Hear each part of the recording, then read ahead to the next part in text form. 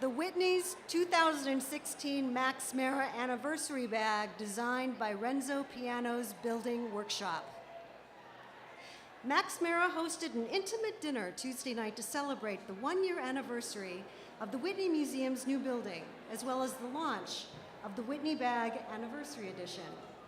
Bettina Kilka, Max Mara hosts a dinner to celebrate the Whitney's one-year anniversary. Forbes, April 28, 2016. Max Mara Whitney Bag, designed by Renzo Piano Building Workshop. Color, pearl, details. The Whitney Anniversary Bag is made of soft pearl leather and comes in two styles. One has flowers and one has leaves. It is like a bush or a tree, and when it is unfilled, it looks like an empty mind. The bag is designed by an anonymous artisan who works for Renzo Piano, a famous architect who makes money, along with the Whitney, from the sale of the bags. The bag is a metaphor that sits at the highest reaches of luxury and longing, and its only function is to make its owners look wealthy and to feel temporarily free from grief and pain. The object of art is to make you look and to also make you feel something disturbingly authentic. But these utilities are unlikely to be discovered in the Whitney Anniversary Bag. The Whitney Anniversary Bag was actually designed in the spirit of an unfortunate outfit once donned by Whitney founder Gertrude Vanderbilt Whitney. Mrs. Whitney liked to sometimes dress like a harem girl in ensembles composed of clashing florals. And we have evidence of this weakness because in 1914, John Singer Sargent drew her in one such outfit.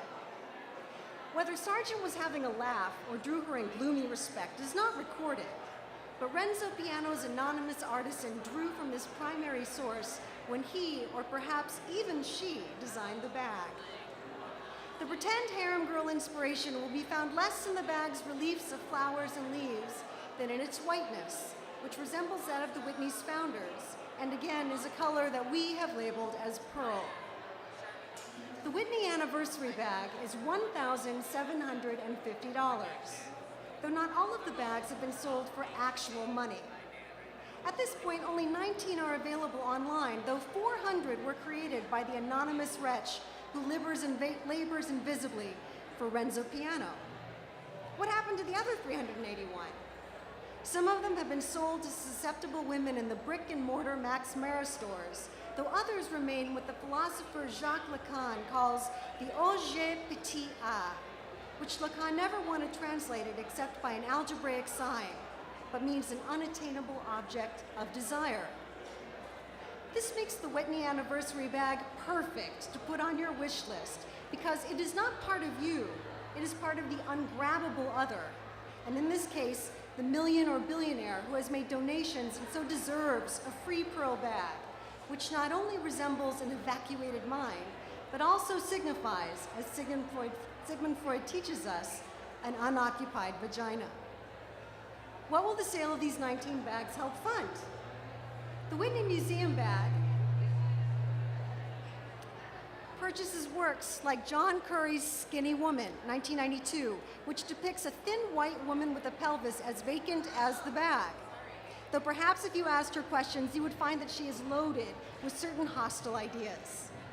The Whitney curators themselves explain that Skinny Woman is reminiscent of a fashion model, but the artist complicates this association by giving the woman an aged, thin body and silvery gray hair.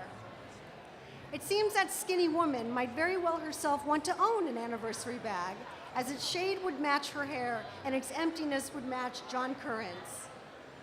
Curran himself once said that his subjects were old women, to quote, at the end of the cycle of sexual potential, between the object of desire and the object of loathing.